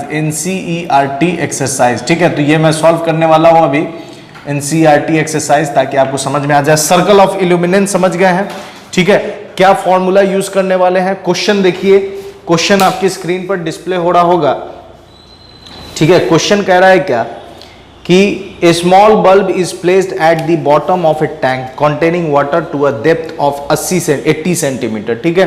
तो यहां पर गिवन क्या क्या है मैं लिख लेता हूं। गिवन दे रहा है डेप्थ h बराबर कितना दे रहा है 80 सेंटीमीटर, ठीक है। गिवन कितना है, h बराबर है 80 सेंटीमीटर। उसके बाद कह रहा है what is the area of the surface water through which light from the bulb can emerge out. Refractive index of water is they रहा है, रिफ्रैक्टिव इंडेक्स ऑफ वाटर दे रहा है कितना 1.33, ठीक है। उसके बाद कह रहा है consider the bulb to be a point source, ठीक है। तो ये क्वेश्चन एकदम आसान है, क्वेश्चन एकदम आसान है। ये कंसेप्ट है सर्कल ऑफ इल्यूमिनेंस का, जो कि मैंने आपको बताया सर्कल ऑफ इल्यूमिनेंस क्या है, ठीक है। इसमें ये इसी सर्कल को हम लोग इसकी एरिया पूछी जा रही, मैंने पहले ही कहा कि एरिया ऑफ सर्कल पूछा जा रहा है। तो ये जो हिस्सा है इसी को हम लोग क्या बोलेंगे, सर्कल ऑफ इल्यूमिनेंस, ठीक है। सर्कल ऑफ इल्यूमिनेंस इसी को कहेंगे। तो एच बराबर आ गया 80 सेंटीमीटर, रिफ्रैक्टिव इंडेक्स आ गया 1.33। आपसे पूछ रहा है एरिया ऑफ सर्कल, ठीक है। आपसे क्या पूछ रहा है, what is the area of the surface water through which light from the bulb can emerges out. तो वही आपसे एरिया पूछा जा रहा है। तो एरिया के लिए सबसे पहले आपको आर निकालना होगा। तो आर निकालने के लिए हमारे पास जो चाहिए वो यहाँ दिया हुआ है। तो सबसे पहले हम क्वेश्चन नंबर है 9.6, ठीक है, क्वेश्चन नंबर है 9.6, सॉरी 9.5 है, क्वेश्चन नंबर है 9.5, ठीक है। सॉल्यूशन इसका देखिए, तो सॉल्यूशन एकदम आसान है, फॉर्मूला आपके सामने है। R इज इक्वल टू क्या हो जाएगा, H अपॉन, तो H कितना है 80 बाई रूट अंडर N2 कितना है 1.33, तो 1.33 का होल स्क्वायर माइनस 1, ठीक है, 1.33, तो 1.33 एक्चुअली आता है किसका है 4/3 का आता है, ठीक है। तो 4/3, तो 1.3 को हम 4/3 लिख लेते हैं ताकि हमारा कैलकुलेशन आसान हो जाए। तो R बराबर आ जाएगा रूट अंडर 4 का स्क्वायर 16, ठीक है, 80 अपॉन, ठीक है, 80 अपॉन ये 80 अपॉन 4 का स्क्वायर आ गया 16, 3 का स्क्वायर आ गया 9, दोनों का एलसीएम ले लेंगे तो -9 आ जाएगा रूट अंडर, ठीक है। 9 का रूट होगा 3 को ऊपर भेज दीजिए, तो 80 गुने 3, ठीक है, 80 गुने 3, और 16 में से 9 गया तो कितना बचेगा, 16 में से 9 गया तो बचा 7, ठीक है, 7 रूट 7। तो ये R निकल कर आ गया। अब आपको पूछ रहा पाई R स्क्वायर, तो पाई की जगह डाल दो आप 22/7, ठीक है, 22/7, और ये हो जाएगा 80 इंटू, ठीक है, 80 इंटू 3 का होल स्क्वायर बाई रूट 7 का स्क्वायर करोगे तो 7 आ जाएगा। अब आप क्या करो, इसको सॉल्व कर दो तो आपको एरिया ऑफ सर्कल निकल कर आ जाएगा, और एरिया ऑफ सर्कल की वैल्यू होगी, ठीक है, एरिया ऑफ सर्कल की वैल्यू होगी 2.61 मीटर स्क्वायर, ठीक है, 2.61 मीटर स्क्वायर। जब आप इसको सॉल्व करोगे तो ये इतना निकल कर आएगा। सर्कल ऑफ इल्यूमिनेंस हमने समझ लिया। अब हम बात करेंगे TIR पर। तो मुझे जगह चाहिए होगा, मैं इसे इरेज कर दे रहा हूं, आप फटाक से इसका स्क्रीनशॉट ले लो ताकि आपके दिमाग में बात आ जाए, ठीक है। सर्कल ऑफ इल्यूमिनेंस हम लोगों ने समझ लिया। अब बात करते हैं TIR की, और TIR से रिलेटेड कुछ फिनोमेना है जिसे हम लोग समझेंगे, जैसे कि मिराज हो गया, ठीक है, और ऑप्टिकल फाइबर। तो TIR अगर आपके दिमाग में क्रिटिकल एंगल बैठ गया है ना अच्छे से, और बैठ ही गया होगा क्योंकि बेहतरीन तरीके से मैं बता रहा हूं तो बैठना लाजमी है, वाजिब है, ठीक है। अब देखिए, अब बात करते हैं किसकी, TIR की। तो क्रिटिकल एंगल का कंसेप्ट आपके दिमाग में है कि डेंसर से रेयरर की तरफ एक रे जाएगी और वो ऐसे हो जाएगी, ठीक है। डेंसर से रेयरर की तरफ एक रे जाएगी और ये क्रिटिकल एंगल होगा। अब इसके बाद जो भी रे जाएगी वो वापस आ जाएगी, ठीक है। ये जो वापस आ रही है इसी को हम लोग बोल रहे हैं TIR। इसी को हम लोग क्या बोल रहे हैं? TIR। समझने वाली बात है। इसी को, ये जो वापस आ रही है, तो वापस आना है, डेंसर से गई और डेंसर में ही लौट रही है। तो हम लोगों ने स्टार्टिंग में पढ़ा है कि जब कोई लाइट रेस जिस मीडियम से जाए, टकराए और फिर उसी मीडियम में आ जाए, व्हाट इज कॉल्ड? रिफ्लेक्शन। यहां भी सेम हो रहा है, डेंसर मीडियम से गई और फिर डेंसर मीडियम में लौट रही है, तो इसको हम लोग क्या कहते हैं? Reflection, internal reflection. तो आप कहिएगा सर इसको इंटरनल रिफ्लेक्शन भी तो बोल सकते थे, इसमें टोटल कहने का मतलब क्या है? टोटल मतलब क्या है? टोटल मुझे समझ में नहीं आ रहा है, टोटल मतलब क्या है? हालांकि कुछ रेज तो रिफ्लेक्ट हो रही है और कुछ रेज रिफ्लेक्ट हो रही है, जो एंगल सी से ज्यादा एंगल बना रही है। यहां पर जो एंगल ऑफ इंसिडेंस होगा ये I ग्रेटर देन C होगा, तभी C से ज्यादा बनेगा, तभी यहां पर TIR मतलब इंटरनल रिफ्लेक्शन होगा। तो आपके दिमाग में सवाल आएगा कि सर टोटल कहने का मतलब क्या? तो टोटल के ऊपर मैं थोड़ा सा डिस्कस करना चाहता हूं। देखिए जनरली होता क्या, रिफ्लेक्शन में क्या होता है कि ये सरफेस है, लाइट रेज ऐसे आई, टकराई, कोलिजन हुआ, टकराई और फिर चली गई। तो जब यहां टकराव हुआ है तो कुछ ना कुछ लॉस ऑफ एनर्जी होगा। यहां क्या है? Loss of energy. क्यों? क्योंकि कोलिजन है, टकराई तब गई, टकराई तब गई, ढिचिक ढिचिक। बात समझ में आ रही है? टकराई तब गई, इस वजह से कोलिजन हो रहा है। लेकिन रिफ्रैक्शन में क्या है कि रे ऐसे गई और फिर ऐसे लौट गई, तो यहां कोई कोलिजन नहीं। ये मान लीजिए मीडियम है, इस इंटरफेस है, इसके ऊपर हवा है और पानी में से रे ऐसे गई और फिर घूम गई, तो कोई कोलिजन नहीं है, तो इसमें लॉस ऑफ एनर्जी नहीं होता है। तो total is what? Total is indicating that there is no loss of energy. कोई एनर्जी का लॉस, एनर्जी की लॉस यहां पर नहीं है, इस वजह से इसका नाम रखा गया टोटल। इंटरनल मतलब अंदर, जिस मीडियम से गया उसी मीडियम से, और रिफ्लेक्ट क्योंकि सेम मीडियम में लौट रही है और सेम मीडियम में लाइट का लौटना क्या कहलाता है? रिफ्लेक्शन कहलाता है। इसलिए हम इसको क्या कहते हैं? Total internal reflection. तो टोटल इंटरनल रिफ्लेक्शन के लिए कंडीशंस क्या लिख सकते हैं? ठीक है, TIR, टोटल इंटरनल रिफ्लेक्शन। इसका कंडीशन क्या क्या है? देखिए कंडीशन क्या क्या है? पहला कंडीशन कि light must travel from denser to rarer, ठीक है, डेंसर टू रेयरर। पहला कंडीशन, लाइट को जरूरी है, वाजिब है, लाजमी है कि वो डेंसर से रेयरर की तरफ। दूसरा केस क्या है कि angle of incidence greater than होना चाहिए क्रिटिकल एंगल के। Angle of incidence greater than क्या होना चाहिए? क्रिटिकल एंगल के। तभी ये दो केसेस है, ये दो केसेस होगा तभी, ये क्या कहते हैं आपका, ये दो केसेस होगा तभी TIR होने वाला है, नहीं तो TIR नहीं होगा। तो TIR समझ गए।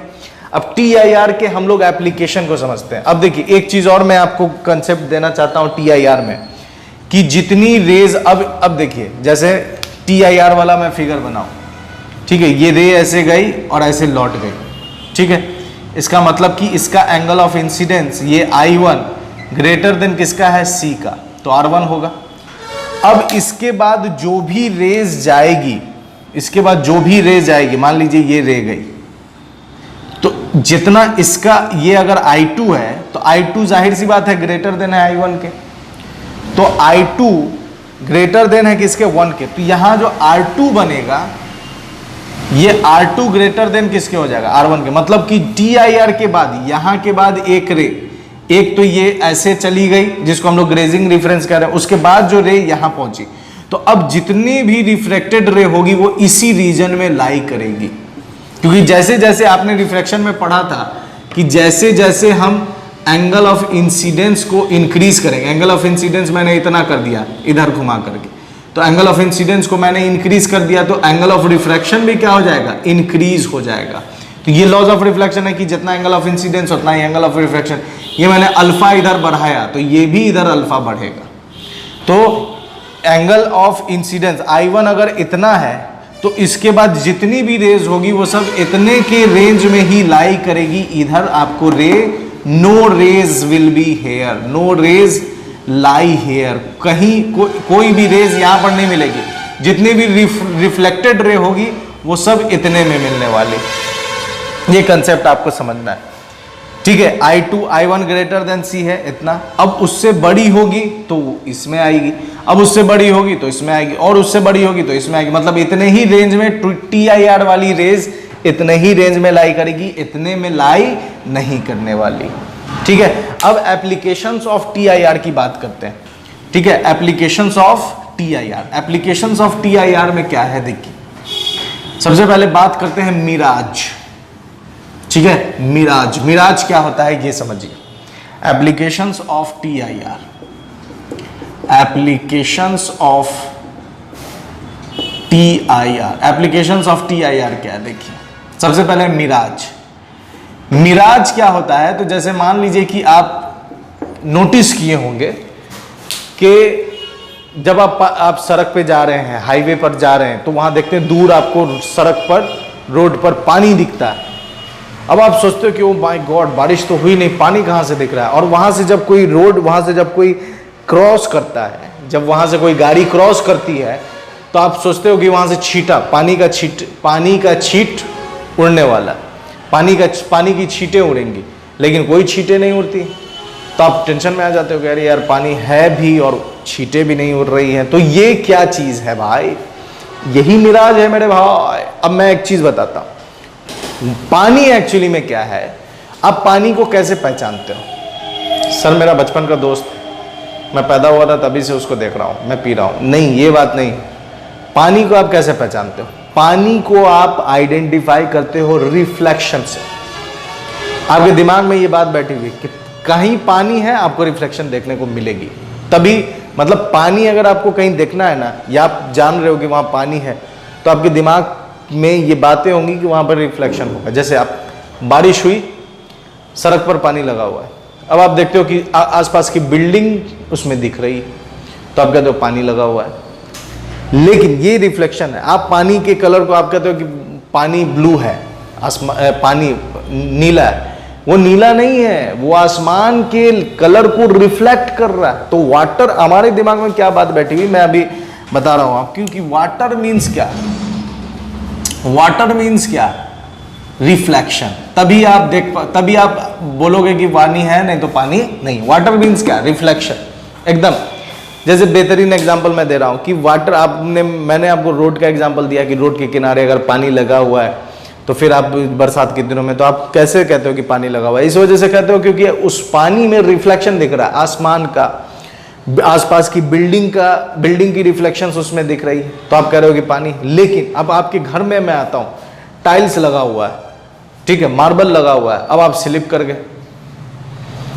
गए, आप कहते हो क्या कि अरे यार पानी, लोग कहते हैं पानी दिखे नहीं क्या, उलट गए पानी, तुम पक्का पोछा गया है, अभी साफ हुआ है, अभी तुम पानी नहीं देखे क्या? तो वहां पर आपको पानी नहीं दिखी। क्यों नहीं दिखी? क्योंकि वहां पर पानी आपको नहीं दिखा, क्योंकि उसने छत को रिफ्लेक्ट नहीं किया, वहां पर छत को रिफ्लेक्ट नहीं किया, छत को रिफ्लेक्ट नहीं किया, इस वजह से आपको नहीं लगा कि वहां पर पानी है, ऐसे जाके गिर गया।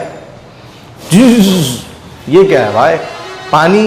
तो बात समझिए, वाटर मीन्स क्या, वाटर आपको कब मालूम चलेगा, पानी, रिफ्लेक्शन। अगर वो रिफ्लेक्शन नहीं कर रहा है तो आप नहीं गेस आइडिया लगा पाओगे कि वहां पर पानी है या नहीं, क्योंकि वो आपको क्या दिखेगा, जमीन का सतह दिखेगा, टाइल्स दिख रहा है, टाइल्स दिख रहा है, तो अब आपको आसमान, ना तो वो छत दिख रहा है, तो जब छत नहीं दिखेगा तो मतलब पानी नहीं, आपको टाइल्स दिख रहा है, टाइल्स दिख रहा है मतलब वहां पर कुछ नहीं है। जब आपने पैर रखा तो बात समझ में आ रही है आपको?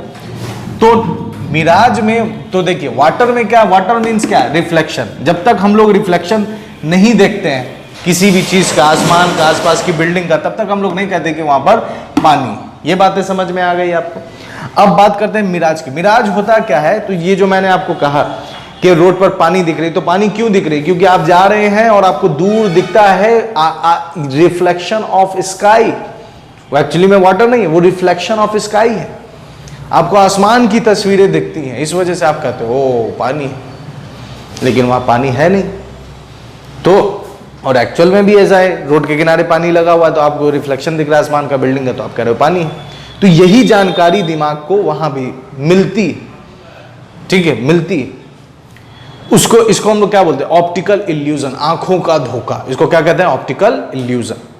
तो अब इसी को हम लोग मिराज बोलते हैं, ये जो है। तो ज्यादातर ये होता है रेगिस्तान में, ठीक है। रेगिस्तान में जब आप जाओगे तो जैसे मान लीजिए कि आप रेगिस्तान में गए, तो मैं थोड़ा कलरफुल इमेज बनाने की कोशिश करता हूं। जैसे मान लीजिए कि आप रेगिस्तान में गए, ठीक है, ये जमीन है, ठीक है, ये जमीन है और यहां पर एक पेड़ लगा हुआ है, ठीक है, जमीन है और यहां पर एक पेड़ लगा हुआ है। मैं थोड़ा बेहतरीन इमेज बनाने के फिराक में लगा हुआ हूं, ठीक है।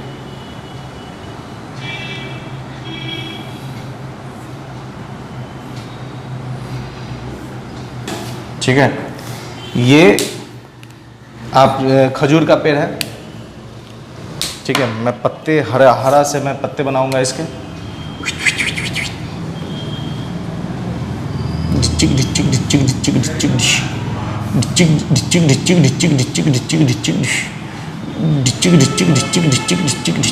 ठीक है। ये है खजूर का पेड़, ठीक है। इसमें थोड़े फल में भी, खजूर में भी बना देता हूँ, ये खजूर है, ठीक है, क्योंकि रेगिस्तान का सीन है भाई। वल्लाह हबीबी, ये खजूर हमको मिलती। अब देखिए खजूर मिलती। अब यहाँ कोई ऊंट पर सवार आदमी है, ठीक है, कोई ऊंट पर सवार है। अब ऊंट पर सवार है तो उसके लिए मैं अब फिगर बना रहा हूँ, ठीक है। कोई ऊंट पर सवार है, तो ऊंट पर जब आदमी सवार है तो उसके लिए देखिए, अच्छा फिगर बन जा भाई।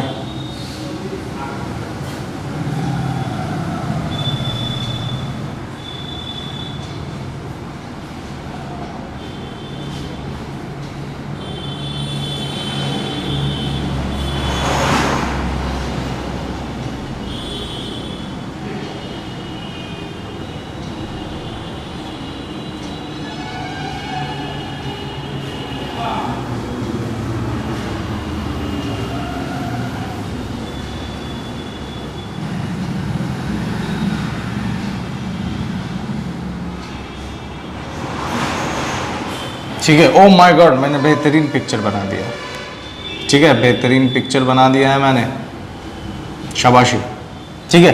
ये कोई ऊंट पर आदमी बैठा हुआ है, किसी को बैठा दिया जाए। चलिए यहाँ पर कोई बैठा हुआ है, ठीक है, बेचारे को प्यास लगी हुई है। इसकी आंखें बना दूं मैं,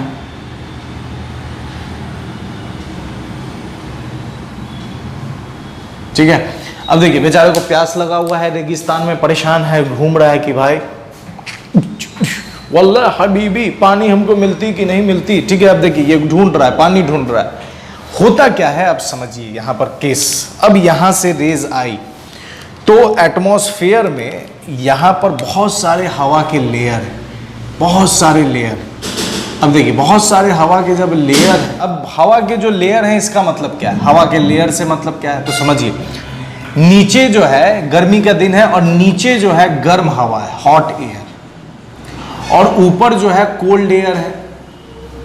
सर नीचे हॉट एयर कैसे हो गया? एकदम सही, हॉट एयर कैसे हुआ देखिए, तो बालू जो है वो गर्मी जल्दी एब्जॉर्ब कर लेती है, या रोड जो है, जो सरफेस है हमारा, वो तवा का काम करता है।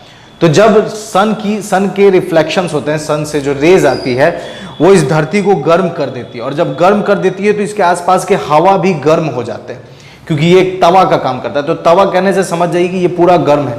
अब ये गर्म है तो इसके आसपास के हवा भी क्या होंगे? गर्म होंगे। जैसे जैसे हाइट बढ़ता चला जाएगा हवा ठंडी होती चली जाएगी। आप एरोप्लेन में बैठे होगे अगर, तो एरोप्लेन में देखना स्क्रीन पर मॉनिटर में देता रहता है कि आउटसाइड टेम्परेचर कितना। तो दिन में भी आप ऊपर जाओगे तो -50 डिग्री सेल्सियस या -51, ठीक है। ये मेरा खुद का एक्सपीरियंस किया हुआ है, मैंने देखा है, मैंने उस पर व्लॉग भी बनाया था, तो देखा हुआ है। तो जैसे दिन के दिन में ही, मतलब दिन के वक्त ही आप ऊपर गए, हाइट पर गए, देख रहे हो कि टेम्परेचर ज़्यादा है, तो जमीन जो है तवा का काम करती है, इस वजह से वो गर्म है, और ऊपर की हवा क्या है? ठंडी। अब यहाँ से रेज आई तो रेज को मैं रेड से बनाता हूँ, ठीक है। अब यहाँ से रेज आई, ठीक है, ये रेज आ रही है, तो रेज आई। अब यहां पर मैं क्या कर देता हूं, एक नॉर्मल ड्रॉ कर देता हूं। तो देखिए कोल्ड एयर जो होगा वो डेंसर होगा और हॉट एयर जो होगा वो रेयरर होगा। ठीक है, कोल्ड एयर क्या होता है, डेंसर। ठंड के दिनों में देखिए सुबह उठते आपको कुछ नहीं दिखता है, ठीक है, शबनम है, कोहा गिरा हुआ है, तो वो कोल्ड एयर है, डेंस। गर्मी के दिनों में दूर दूर तक दिखता है तो रेयर है। तो अब यहां पर मैंने नॉर्मल ड्रॉ कर दिया। अब जैसे ही नॉर्मल ड्रॉ करेंगे तो डेंसर से रेयरर, तो bend away from the normal, तो ये ऐसे आ गई, इसको जाना था ऐसे, लेकिन ये थोड़ा घूम गई, bend away from the normal. ठीक है, तो bend away from the normal, तो ये bend away from the normal, तो ऐसे हो गई। अब जब ऐसे हो गई तो फिर से मैं यहां पर नॉर्मल डाल देता हूं। तो फिर से नॉर्मल डाला तो फिर bend away from the normal, और अब जो अवे फ्रॉम द नॉर्मल हुआ है, ठीक है, ये अब अवे फ्रॉम द नॉर्मल। तो अब जो अवे फ्रॉम द नॉर्मल हुआ है तो होता ये है कि ये क्रिटिकल एंगल से ज्यादा हो गया, क्रिटिकल एंगल से ज्यादा। और जब क्रिटिकल एंगल से ज्यादा होगा तो रे सेम मीडियम में क्या होता है, लौट जाती है। तो रे जब सेम मीडियम में लौट जाएगी तो ये इस बार मीडियम चेंज नहीं हुआ, ये ऐसे यहां चली गई। अब यहां चली गई तो इस बेचारे की आंख में पड़ी। अब आंख में पड़ी तो इसके आंख ने मुंह में चला गया, उफ, इसके आंख में ना भेजना है, आंख में गई। अब आंख में गई तो ये इसको पीछे रिट्रेस करता है, तो पीछे रिट्रेस करता है तो इसी चीज की इमेज इसे यहां दिखती है, इसी चीज की इमेज इसे यहां दिखती है। ठीक है, इसी चीज की इमेज इसे यहां दिखती है। मैं अच्छे से बनाने की कोशिश करता हूं।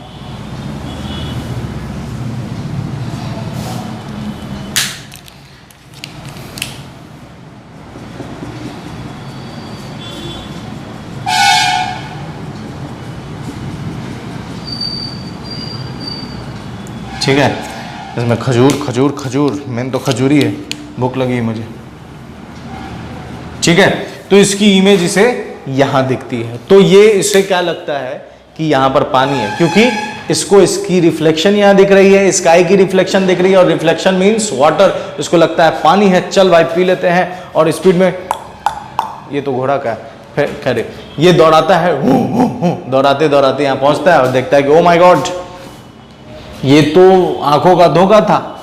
ये क्या था, आंखों का धोखा, ऑप्टिकल इल्यूजन। यहां तो कोई पानी नहीं है। अब ये जैसे ही नजदीक आता है तो इसको पानी फिर क्यों नहीं दिखता है, इस वजह से क्योंकि इस वाले क्राइटेरिया से वो आगे आ गया, इस वाले क्राइटेरिया से वो आगे आ गया, इस वजह से इसे पानी नहीं दिखेगी। तो एक TIR का, टोटल इंटरनल रिफ्लेक्शन का एक फेनोमेना है मिराज, ये मैंने आपको डिस्कस कर दिया। अब मैं बात करता हूं ऑप्टिकल फाइबर की, तो इसे मैं मिटा देता हूं, स्क्रीनशॉट ले लो और घोड़ा खुद से बना लेना। बैक जाके रिवर्स ले लेना, बैक जाके रिवर्स करने का मतलब कि फिर से जाकर फोटो खींच लेना। अब मैं बात करता हूं ऑप्टिकल फाइबर। ऑप्टिकल फाइबर एक अच्छी चीज है, टेक्नोलॉजी के अकॉर्डिंग ऑप्टिकल फाइबर भी काम करता जा रहा है।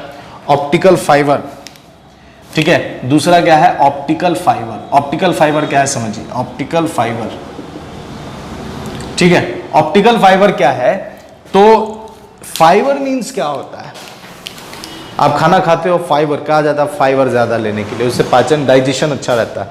तो फाइबर कहने का मतलब रेशा, रेशा, ठीक है। फाइबर कहने का मतलब रेशा, तो फाइबर से ही समझ जाइए एक पतली महीन सी चीज कुछ होगी जिसे हम लोग रेशा बोल रहे हैं, लेकिन मैं उस रेशा का फिगर यहां बड़ा बनाने वाला हूं, ठीक है। तो ये रेशा है, अब समझिए, ठीक है, ये रेशा है। इसकी इमेज मैंने बड़ी इसलिए बनाई है ताकि आपको कंसेप्ट देना है, ठीक है। ये एक फाइबर है, ठीक है। फाइबर है, जनरली ग्लास का होता है, अब तो फाइबर किसी भी चीज का, बस ये ट्रांसपेरेंट होना चाहिए, ठीक है। तो ये मैंने एक फाइबर ले लिया। अब इस फाइबर के ऊपर क्या करते हैं, तो फाइबर के ऊपर एक कोटिंग करते हैं, ठीक है। फाइबर के ऊपर एक कोटिंग करते हैं। फाइबर के ऊपर हमने एक कोटिंग किया, ठीक है। फाइबर के ऊपर हमने एक कोटिंग किया,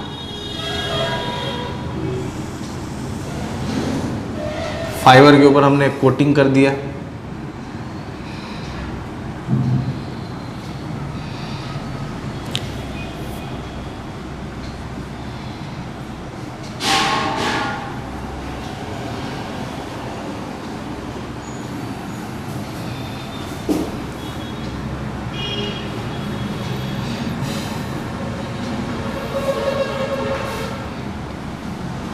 इसको उधर से,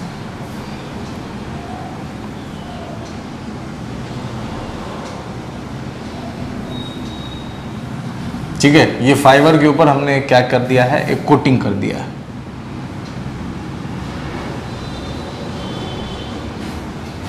ठीक है, ये फाइबर के ऊपर एक कोटिंग है और ये दोनों के दोनों ट्रांसपेरेंट है। ये भी, ये क्या है, फाइबर ग्लास का, मान लीजिए ये ग्लास का है, ट्रांसपेरेंट है, ग्लास का है और ये ट्रांसपेरेंट है। ठीक है, ट्रांसपेरेंट। ये फाइबर भी क्या है, ये जो दूसरा हम लोगों ने मीडियम लिया, ये मीडियम 1, ग्लास मीडियम 1 हो गया, तो ये बाहर वाला हो गया मीडियम 2 और ये क्या है, ट्रांसपेरेंट है। ठीक है, अब मीडियम 2 का बाहर वाला जो है, इसका रिफ्रैक्टिव इंडेक्स मीडियम 2 का, मतलब कि रिफ्रैक्टिव इंडेक्स मीडियम 2 का N2 कम होता है किससे, N2 कम होता है किससे, N1 से। ग्लास का रिफ्रैक्टिव इंडेक्स, इसका रिफ्रैक्टिव इंडेक्स N1 है, इसका रिफ्रैक्टिव इंडेक्स N2 है और N2 कम होगा किससे, N1 से। अब कम होने का कंडीशन क्या, अब देखिए, जब कम होगा तो N1 क्या हो गया, डेंसर, N1 क्या हो गया, डेंसर, और N2 क्या हो गया, रेयरर। N2 क्या हो गया, रेयरर। तो जब लाइट रेज डेंसर से रेयरर की तरफ जाएगी तो वो क्रिटिकल एंगल बनाएगी, और क्रिटिकल एंगल बनाएगी, क्रिटिकल एंगल से ज्यादा एंगल बनाएगी तो TIR होगा। तो अब होता क्या, और मैंने यहाँ आपको टोटल वाला कंसेप्ट दिया कि no loss of energy, total वाले में मैंने कहा। तो अब यहाँ होता क्या है कि हम लोग यहाँ रेज को भेजते हैं। ठीक है, रेज को इसमें भेजें, तो जैसे ही रेज को हम इसमें भेजते हैं, और जानबूझकर टेढ़ा भेजते हैं, जैसे ही रेज यहां गई तो इसने क्रिटिकल एंगल से ज्यादा एंगल बनाया, तो जैसे ही क्रिटिकल एंगल से ज्यादा एंगल बनाती है, ये रेज अंदर ही अंदर क्या हो जाती है, रिफ्लेक्ट हो जाती है, फिर रिफ्लेक्ट हो जाती है, और इस तरह करते करते, ठीक है, इस तरह करते करते सिग्नल हम लोग क्या करते हैं, ट्रांसमिट करते हैं without loss of energy. Signal को हम लोग क्या करते हैं, ट्रांसमिट करते हैं, किसको, सिग्नल को। सिग्नल कितने तरह का होगा, तो ऑडियो सिग्नल होगा, वीडियो सिग्नल होगा, डेटा होगा, डेटा में सब आ जाता है। ठीक है, ऑडियो, वीडियो, डेटा, जो भी सिग्नल है, और ये सब को हम लोग सेंड करते हैं, ट्रांसमिट करते हैं, transmit in form of light, in form of light के फॉर्म में, इलेक्ट्रिक करंट के फॉर्म में नहीं, इसमें से करंट पास नहीं होती है, क्योंकि फाइबर ग्लास क्या है, नॉन, ये है कंडक्टर थोड़ी है, इंसुलेटर है, ग्लास क्या है, इंसुलेटर। तो लाइट को हम लोग, करंट को क्या करते हैं, कन्वर्ट करते हैं लाइट के फॉर्म में, और उसको कन्वर्ट जिससे करते हैं उसको क्या बोलते हैं, ट्रांसड्यूसर। ये कम्युनिकेशन सिस्टम में हम लोग पढ़ेंगे, जो डिवाइस सिग्नल के फॉर्मेट को चेंज करे उसको हम लोग क्या बोलते हैं, ट्रांसड्यूसर। तो ट्रांसड्यूसर लगा होता है, और ट्रांसड्यूसर क्या करता है, इलेक्ट्रिक करंट को, सिग्नल को कन्वर्ट कर देता है लाइट के फॉर्म में, और फिर ऑप्टिकल फाइबर से हम लोग इसको, है ना, जहां भी पहुंचाना है बिना लॉस ऑफ एनर्जी के इसको पहुंचा देते हैं। जनरली आप देखोगे सड़क के किनारे जाओगे तो देखना गड्ढा खन करके कलरफुल जो वो होता है, क्या कहते हैं, तो वायर सबको जोड़ जाड़ करता रहता है, देखोगे। ठीक है, तो वो जो कलरफुल तार को जो जोड़ता रहता है वही क्या कहलाता है आपका, वही है आपका ये ऑप्टिकल फाइबर। देखना ध्यान से, एकदम देखने को मिलेगा आपको, कलरफुल वायर्स होते हैं ऑप्टिकल फाइबर में। कुछ नेमिंग है जो समझना है। ये जो अंदर वाला हिस्सा है ना, इसको अगर हम ऊपर से देखें तो ये कुछ ऐसा दिखेगा, इसको हम लोग बोलते हैं कोर, इसको क्या बोलते हैं, कोर। और ऊपर वाला हिस्सा अगर आप देखोगे ध्यान से, ये, तो इसको हम लोग बोलते हैं क्लैडिंग।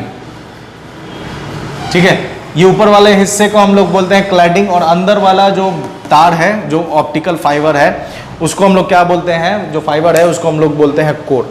तो इसका कंसेप्ट आप समझ गए, ऑप्टिकल फाइबर क्या है। ये फाइबर एक मीडियम है, ट्रांसपेरेंट मीडियम, उसका कुछ रिफ्रैक्टिव इंडेक्स है, उसके ऊपर हमने कोटिंग कर दिया, उसका कुछ रिफ्रैक्टिव इंडेक्स है, और उसका जो रिफ्रैक्टिव इंडेक्स होगा N2 वो कम होगा अंदर वाले से।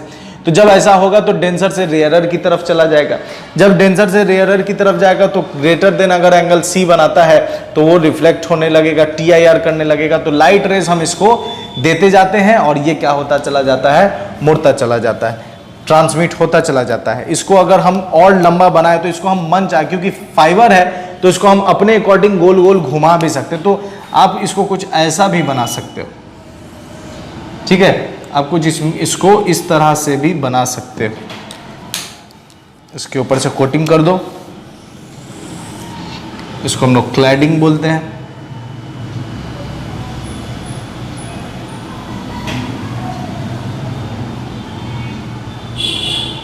ठीक है, अब इसमें लाइट रेज आप ठीक है, अब इसमें आप सिग्नल भेजो और सिग्नल भेजोगे तो ये कुछ इस तरह से रिफ्लेक्ट होते होते होते होते दूसरे जगह निकाल देगा।